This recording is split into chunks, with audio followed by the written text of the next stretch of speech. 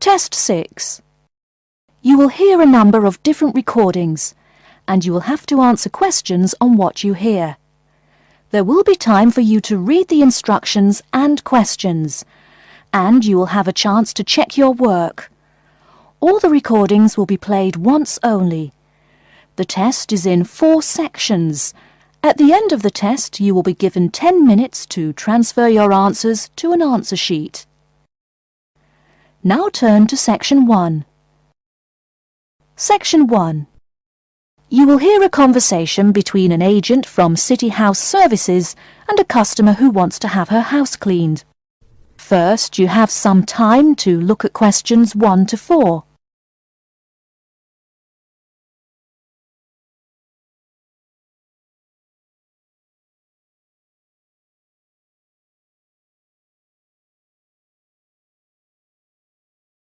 Now we shall begin. You should answer the questions as you listen, because you will not hear the recording a second time. Listen carefully and answer questions 1 to 4. Good morning, City House Services. How may I help you? Good morning. I'd like to arrange to have my house cleaned. Certainly. I just need to ask a few questions. First, could I take your name? Yes, it's Barbara Hill. Thank you. Next, is your house in London? Yes, it's in Kingston in southwest London. Okay, southwest London, and, what's the postcode? SW105. And what is the square footage and what rooms will be cleaning? The whole house is 268 square feet, and there is no need to clean all the rooms. I only want to have my bedrooms cleaned. Okay. How many bedrooms does the house have? 3 bedrooms. Oh no, sorry, we used to have 3 bedrooms, but we only have 2 bedrooms now. Are those single bedrooms or doubles? Doubles. Fine, 2 doubles. There's one more room which needs cleaning. It was used as a bedroom before, and now we have converted it into an office. I understand. 3 rooms have got to be cleaned. And are all of those rooms upstairs? Yes. Then downstairs we have a kitchen diner, conservatory and lounge. The kitchen diner is quite large and has the usual equipment: cooker with oven, refrigerator, cupboards and worktops. The conservatory has a lot of plants, but there's no need to take care of them. The lounge has a leather 3-piece suite and a large coffee table. Thank you. And do you keep any pets? Yeah, I really love keeping them. I've got 2 dogs and 3 cats. Okay, then if our staff come over to offer the service, please take your pets away. Have you looked at our service packages? Yes, I have one in front of me. Excellent. Before you hear the rest of the conversation, you have some time to look at questions 5 to 10.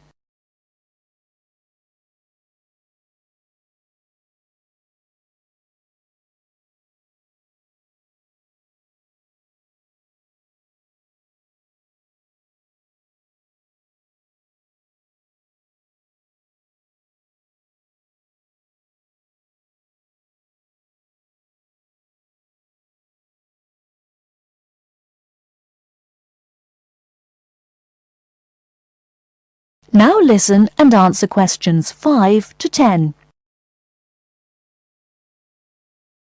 Any extra services you need? Switching bed linen, work in the garden, clean the glass in the conservatory, that kind of thing? No. Actually, replacing the bed linen, yeah, that would be good. No problem. I'll just make a note of that. How about curtains, mats and carpets? What would you like us to do with those items? The curtains. I'll have to think about that. I think we should have the carpets cleaned really well every quarter. Mats can just be done with the laundry. Of course. How about clothes? We can have our staff wash and iron them, or we can have them taken to a dry cleaner. Washing and ironing. No, just ironing. That'll be okay. Okay, fine. I know quite a bit about what you want now. I should let you know that we're located on 12 Amy's Road. That's A-M-Y-E-S. and we work on from Monday to Sunday except Tuesday and Wednesday. Could you let me know when is convenient for you? Next Friday. No. Oh, that's no good. My son invites his friends over in the afternoon that day. Perhaps next Thursday or next Saturday? Let me check. Okay, next Thursday. When is it convenient for us to come over and provide the service? Is it okay if we come in the morning? Or we may come in the afternoon. It depends on your schedule. I'm okay with any time. Just give me a call to let me know you're coming before you arrive. Sure we will. By the way, how long will it take for the service? We usually work 1 to 3 hours for house cleaning, and the work will take 3 hours at most. And of course, if it takes more than 3 hours, you should pay extra for it. Fine. So, let me just do some calculations. That is the end of section 1. You now have half a minute to check your answers.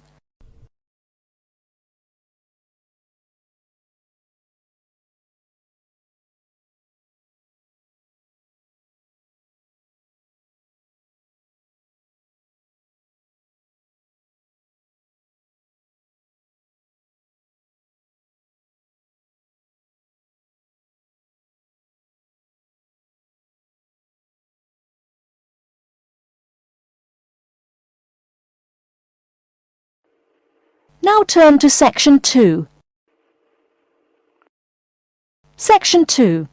You'll hear a talk by a security worker from Sydney Airport who is introducing the day-to-day operations of the Australian Quarantine Service.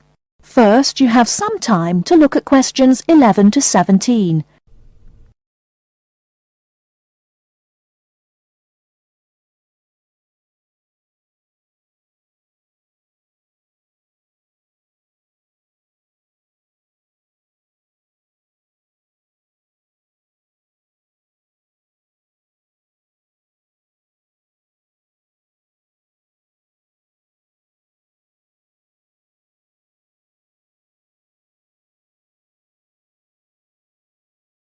Now, listen carefully and answer questions 11 to 17.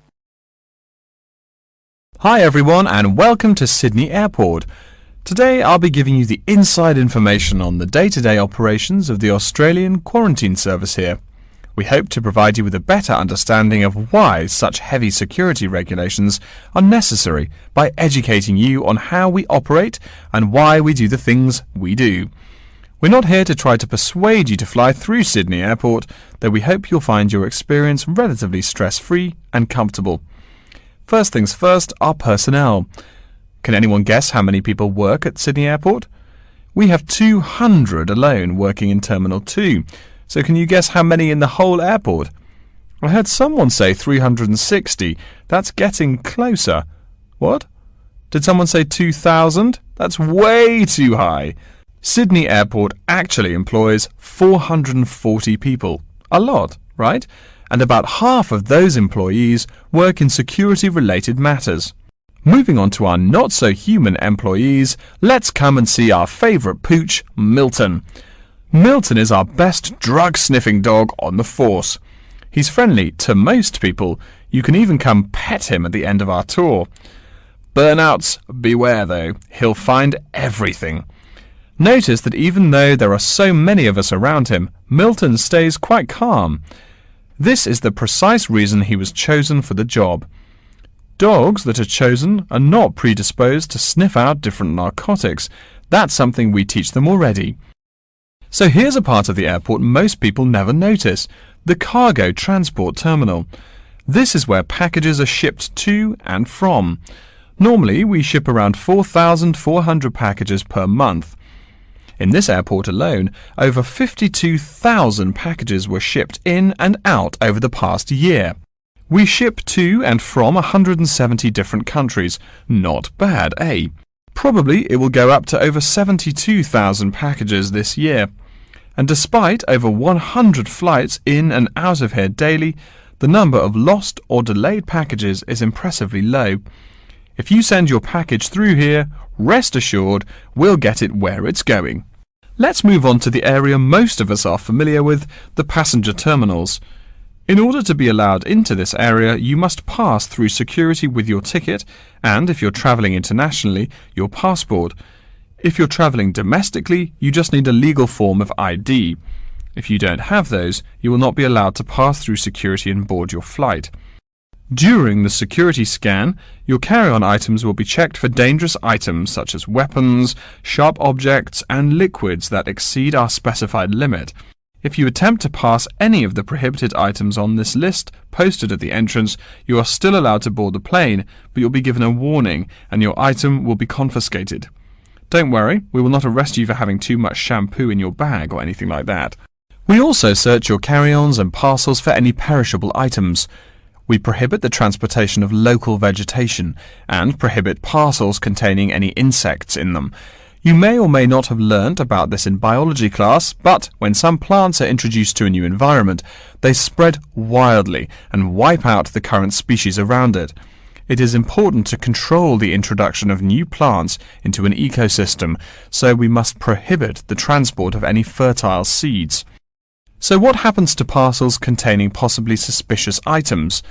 It's of course something we do not take lightly here. If an object passes through the scanner that appears suspicious in any way, it is separated out for manual search by a member of our trained security personnel.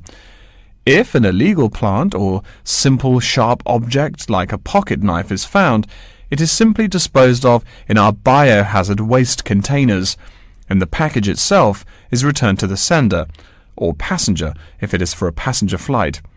More serious weapons are reported to higher authorities for investigation. Before you hear the rest of the talk, you have some time to look at questions 18 to 20.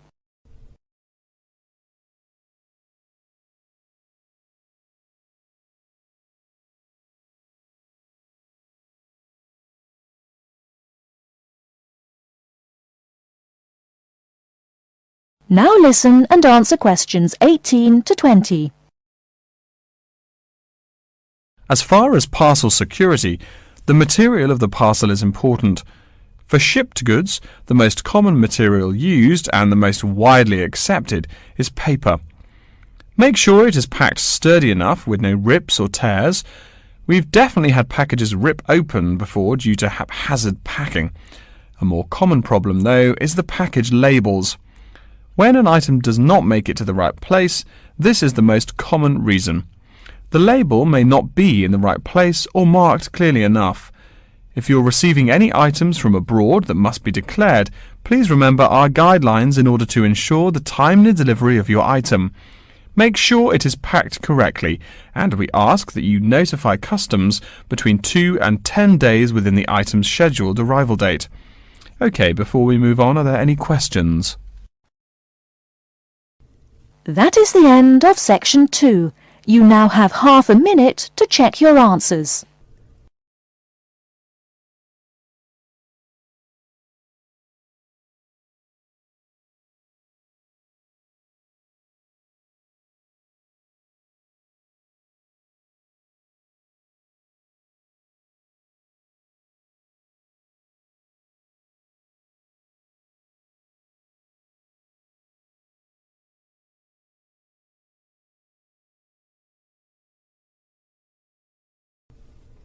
Now turn to section 3.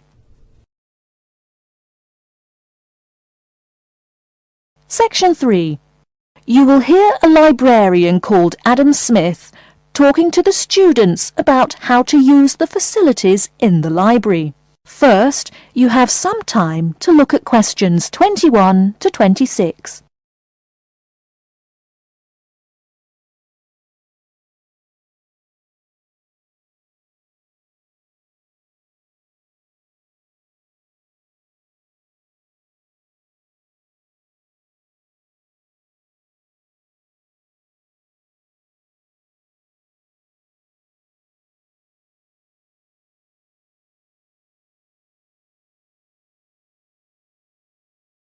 Now listen carefully and answer questions 21 to 26. Welcome. Please come in and gather over here around the tables. My name is Adam Smith, and I'm the librarian here. I'll show you around today and explain how to use these facilities. Hopefully, when I'm done with it, you'll know the ropes. And please feel free to let me know of any questions or concerns that you may have. Now we're at the gate of the library. Upon entering into the door, you'll find that the restrooms are on your left-hand side, and opposite them is a photocopy room. Many of you are wondering about the check-in and check-out process. What you have to do is go to the circulation desk, which is to the east of the photocopy room. The reading room is a really large area in the center of the library, just to the north of the circulation desk. I'm sure you won't miss it. If you're here to do research, this is where you should bring books to look through. However, if you're here to do any group projects or other interactive activities, I advise you to use one of the study rooms, which are just to the east of the reading room. Moving on to the southeast corner, we have the periodical section, just next to the study rooms. We have a collection of different newspapers and magazines in this section. You can get last week's weather reports, or all the top stories 5 years ago. Our periodicals can be traced back 20 years to the time when our school library was built. Our first question. Yes. Can we check out magazines from the library? I'm sorry, but you cannot take any periodicals out of the library. You're welcome to read them for as long as you want while you're here, but you cannot check them out. I wonder if there is any place where we can get some food in the library. Do we have a store here? Of course. The Food Service Center is just meters away from the study rooms. It's on the northeast corner as you look at the map. The Food Service Center offers different kinds of snacks, though it's not big. Well, moving on along to the west, you will find the Video Resource Center on your right hand. We have educational videos and documentaries, as well as major motion pictures. We ask that you pay attention to the tag on the video that you pick up, as many of our documentaries are for on-site viewing only and may not be taken out of the library. To the west of the Video Resource Center is our satellite TV station. Here we stream the news from Channel 19 for most of the day. How many channels does it have? It does have nearly 200 channels, but we generally will give top priority to channels with some big events, like presidential addresses or other breaking news. During the coverage of the presidential debate, students will take a break from studying and flock to watch it. Last, but perhaps most important, is the inquiry desk. It's just on the left-hand side when you walk into the library, so it's impossible to miss it. If you have any questions about how to use equipment or where to find something, come and ask the assistant. Don't be shy, because that's what they're here for. Before you hear the rest of the talk, you have some time to look at questions 27 to 30.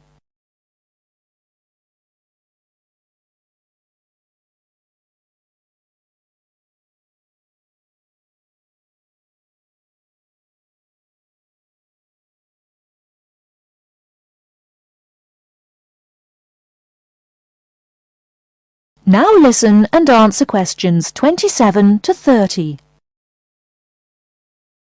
Speaking of questions, one of the questions we get asked is how to actually check out a book once a student has picked one out. If it's a fiction or non-fiction book, look for the pink and yellow checkout card inside the back cover of the book.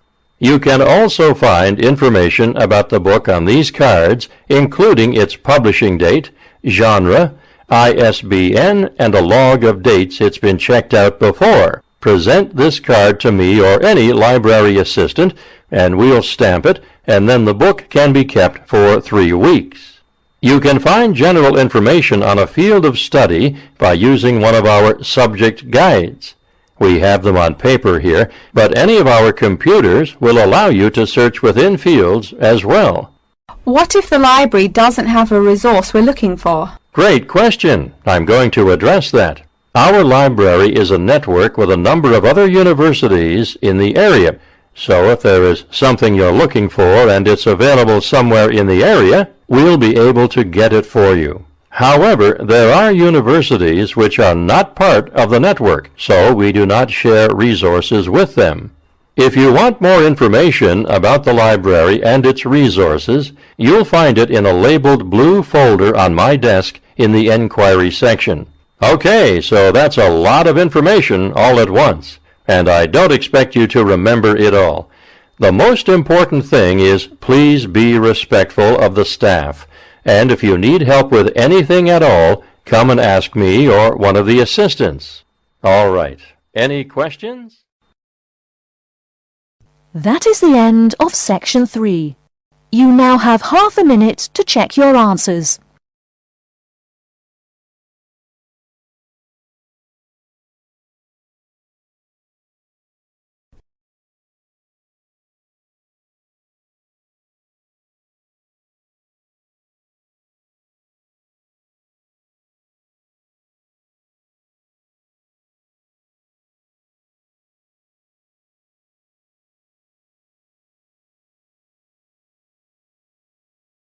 Now turn to Section 4. Section 4. You will hear a lecture about Crocodylus niloticus and its living habits. First, you have some time to look at questions 31 to 40.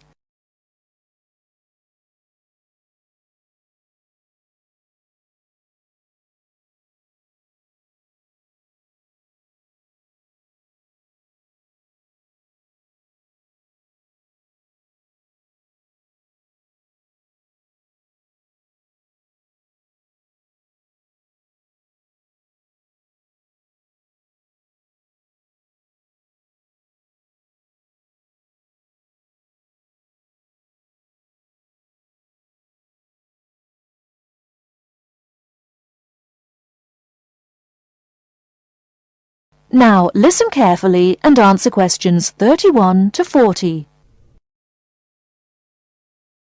Good morning. Today we will continue our study of Crocodylus niloticus by talking about its living habits.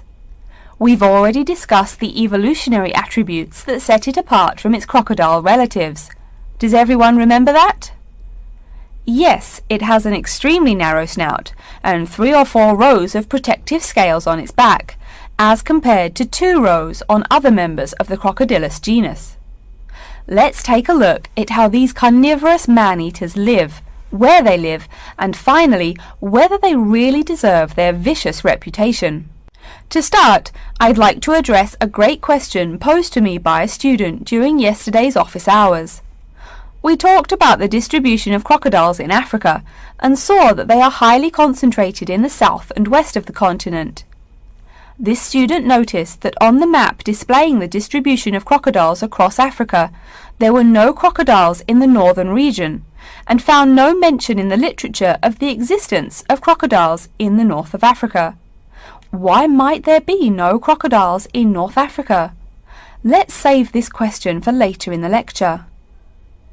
To find out more about the social habits of the African crocodile, one researcher named Tara Shine of the University of Ulster in Northern Ireland conducted a survey of the wetlands in Mauritania and received reports of 46 crocodiles living in one group, or float as we say when referring to crocodiles, though the usual number is a little less than half of that. In general, crocodiles are more highly concentrated in wet subtropical environments near bodies of water and rich vegetation. While South American crocodiles thrive in cool rainforests, the African crocodile is more equipped for heat. Though they can survive at the hot temperatures found in some deserts, they are not equipped to handle dry climates and thus cannot survive in places like the Sahara Desert of North Africa. As cold-blooded animals, crocodiles' core temperatures fluctuate from their average of 38 degrees Celsius as external conditions change. Thus, they need to avoid extreme temperatures. Others live an underwater life, keeping a body temperature close to that of the water. As their own unique method of regulating their body temperatures, Some African crocodiles have made dens by digging holes in the ground to provide themselves with a cool, dark place to retreat from the hot African sun. Speaking of the hot African sun, let's go back to the question asked at the beginning of the lecture. We know that there used to be crocodiles in northern Africa, yet today there are none. What are some possible explanations for this?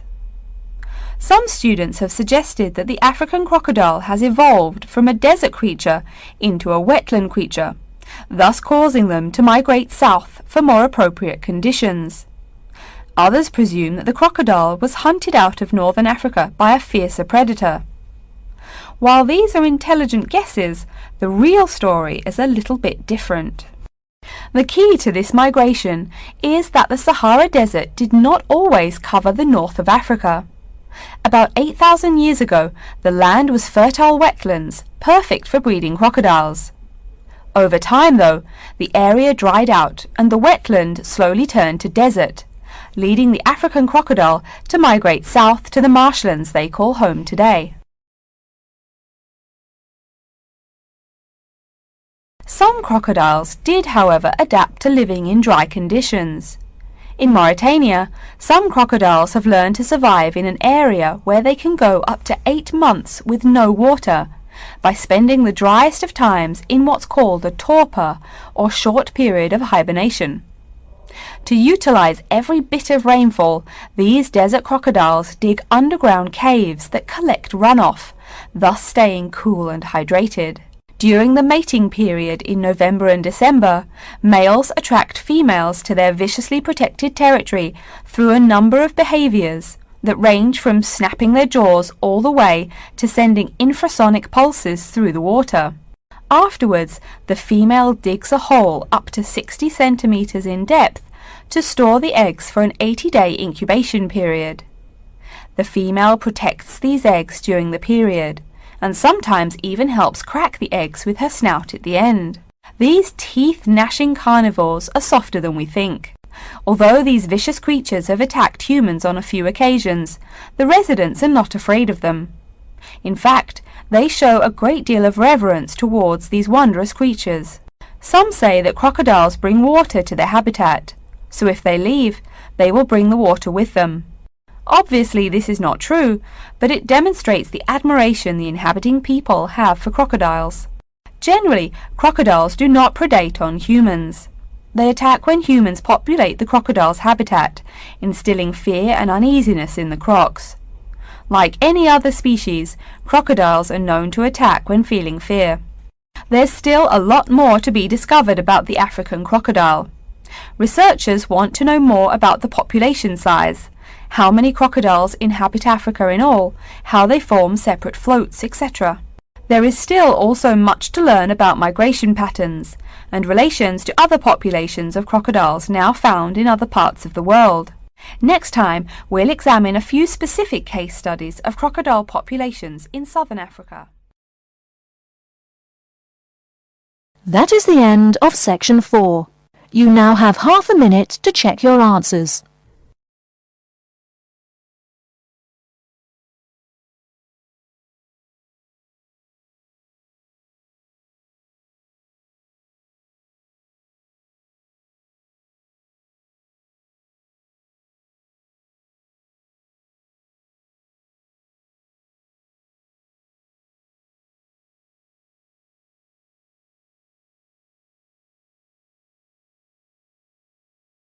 That is the end of the listening test.